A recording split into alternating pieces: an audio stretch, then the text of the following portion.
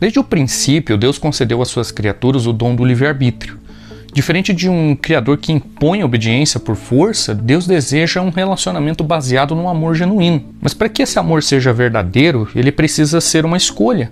E a possibilidade de escolher também traz consigo o risco da rejeição e do mal. O próprio Satanás foi um exemplo disso. Ele era um anjo perfeito, criado por Deus, mas escolheu se rebelar. Isso você pode encontrar em Ezequiel, capítulo 28, dos 12 até o verso 15. Mas por que Deus permitiu que ele continuasse existindo?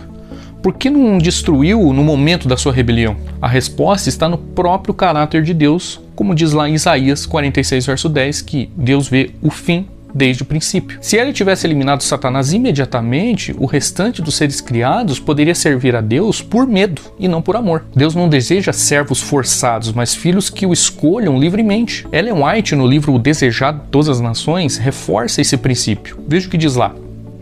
A terra se obscureceu por causa da compreensão errada sobre Deus.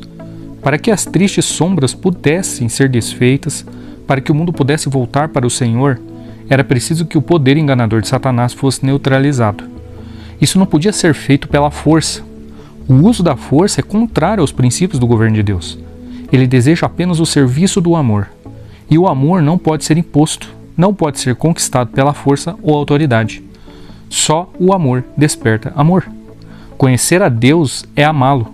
Seu caráter deve ser manifestado em contraste com o de Satanás.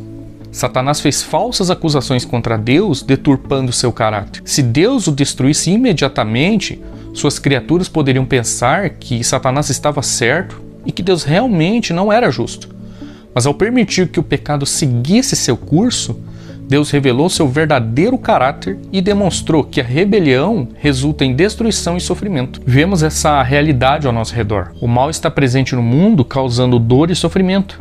Mas Paulo nos lembra em Romanos 8, verso 18, que os sofrimentos do tempo presente não podem ser comparados com a glória a ser revelada em nós. Em outras palavras, Deus não apenas permite o livre-arbítrio, mas também promete restaurar todas as coisas no tempo certo. Lá em Apocalipse 21, os versos 3 e 4, ele nos garante que um dia ele enxugará dos olhos toda a lágrima e não haverá mais morte. Mas se Deus não deseja o mal, então por que ele permite que coisas ruins aconteçam?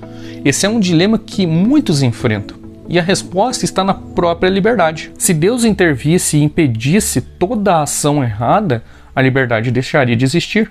E se não há liberdade, não há amor. O amor verdadeiro ele precisa ser uma escolha.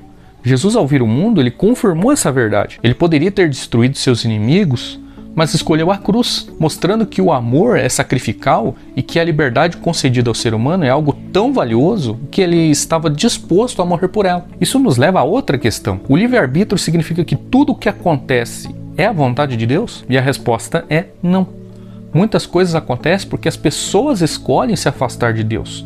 O próprio Jesus chorou em Jerusalém, dizendo: quantas vezes eu quis reunir seus filhos, como a galinha ajunta seus pintinhos debaixo das suas asas, mas vocês não quiseram. Isso está em Mateus capítulo 23, verso 37. Deus deseja o bem, mas não obriga ninguém a segui-lo. E o que podemos aprender com tudo isso?